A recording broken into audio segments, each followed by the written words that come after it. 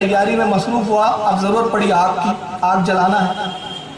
तो उस ज़माने में माचिस तो थी नहीं कि माचिस लिया और जलाया और आग रोशन हो गई। दो तरीके थे कि कहीं आग रोशन हो रही हो, जल रही हो, तो वहाँ से लकड़ी लाइए, फिर अपनी आग रोशन कीजिए। और दूसरा ये कि दो पत्थरों को आपस में टकरा के, जिसको चकमक कहते हैं, उस पत्थर को टकरा के आग पैदा की जाती है। अब चकमक था नहीं, वो पत्थर था नहीं जिससे आग पैदा की जाती।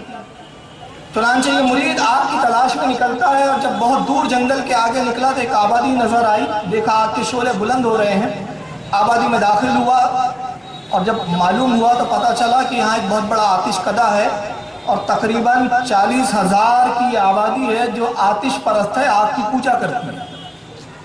माबूद इन्होंने अपने आग बनाया हुआ है। आसपास के जितने इतराफ के गांव वाले हैं कि सब आतिश परस्त हैं, यहाँ पे इबादत के लिए आते हैं। और 20 बैलगाड़ियां भर के रोजाना लकड़ियां जलाई जाती है। इतना बड़ा आतिशकदा। ख्वाजा उस्मान हारूनी रहमतुल्लाह ताला अलैह का मुरीद पहुंचता है, कहता है कि आग दीजिए, आग दीजिए, मुझे आग की जरूरत है।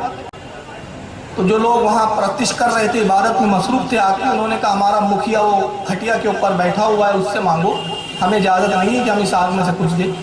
बहरहाल अल-मुख्तसर वो मुखिया के पास पहुंचा, जिसका नाम तारीख में मुखिया आता है। मुखिया से कहता है कि मुखिया जी आप आग अता कर दीजिए। उन्होंने कहा नहीं, हम ये आग नहीं दे सकते, और आग इसलिए नहीं दे सकते कि ये आग हमारी माबूद है, जिसकी हम इबादत करते हैं, उसके जुज़ को, इसके हिस्से को हम कैसे तुझे दे सकते? ये हमारे माबूद की तौहीन है, ये हमारी इबादत के आदाब के खिलाफ है, हम आग नहीं दे सकते। चुनांचे ये हुआ कि मुरीद नाकाम और मायूस लौटा। इधर ख्वाजा उस्मान हारूनी असर की नमाज से फारिग हो चुके थे। इरशाद फरमाया क्या हुआ, खाने की तैयारी नहीं हुई? अर्ज़ किया हुज़ूर क्या करें, आग का इंतजाम नहीं हुआ, पास ही आतिश परस्तों की आबादी है, लेकिन आलम यह है कि वो आग देने के लिए तैयार नहीं है। आप फरमाते आओ हमारे साथ चलो, हम तुझे आग दिलवा देते हैं।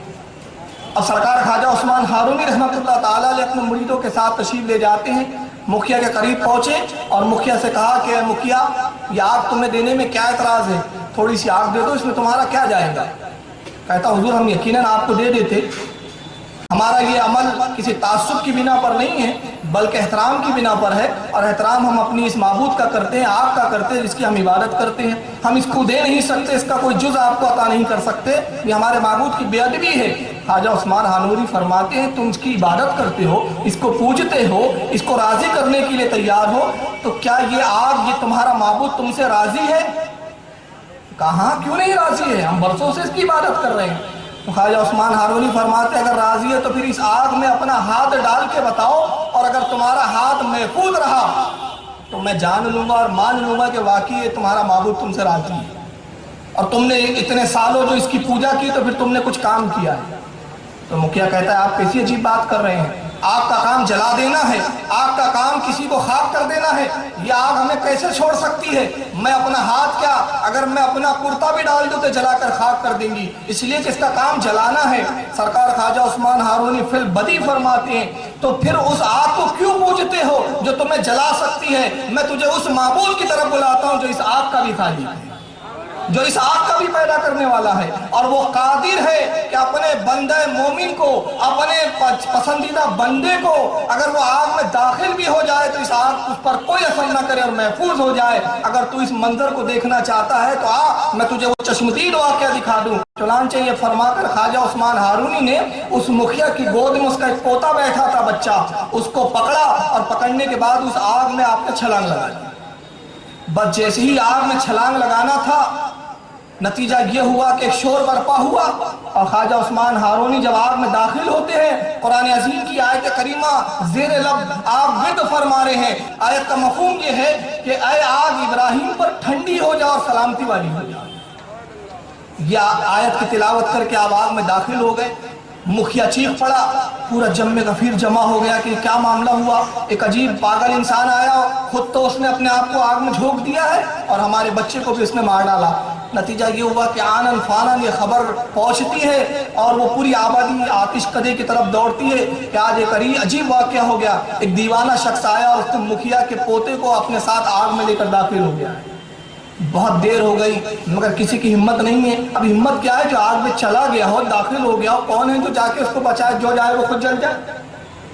जब काफी अरसा गुजर चुका تو اس کے بعد اسی آگ کے آتش کدے سے ایک نعرہ تکبیر بلند ہوتا ہے اور ایک آواز آتی ہے نعرہ تکبیر اللہ اکبر۔ اب نگاہیں اٹھی تو دیکھتے ہیں خواجہ عثمان ہارونی اسی بچے کو گود میں لیے ہوئے آگ سے باہر تشریف لا رہے ہیں۔ اب کیا فرمایا، دیکھ جب لوگوں نے دیکھا تو خواجہ عثمان ہارونی کو اس آگ نے جلانا تو بڑی دور کی بات ہے، آپ کا لباس اور آپ کے امامے کا ایک تار بھی نہیں جلا تھا۔ فرمایا اس رب کی کیوں نہیں عبادت کرتے جس نے مجھے یہ قوت اور طاقت عطا فرما دی کہ یہ آگ میرا کچھ نہ بگاڑ سکی۔ آؤ اس خداوند قدوس کی طرف جو اس آگ کا بھی خالق ہے، جو تمہارا بھی پیدا کرنے والا ہے، تمہارے پہلے والوں کا بھی پیدا کرنے والا ہے اور جو بعد کا بھی پیدا کرنے والا ہے۔ آؤ اس معبود کی طرف۔ جیسے ہی آپ نے تبلیغ فرمائی پوری قوم سجدہ ریز ہوتی ہے اور کہتی ہے خواجہ عثمان ہارونی ہم نے مان لیا کہ جس کی قوتوں کا یہ عالم ہے کہ آگ اس کو نہ جلائے، اس کے پروردگار کی قوتوں کا کیا عالم ہوگا۔ وہی اسلام سچا ہے، یہی مذہب حق ہے۔ آئیے ہمیں اسلام میں داخل فرما لیجئے، پوری 40,000 کی آبادی اسلام میں داخل ہو جائے۔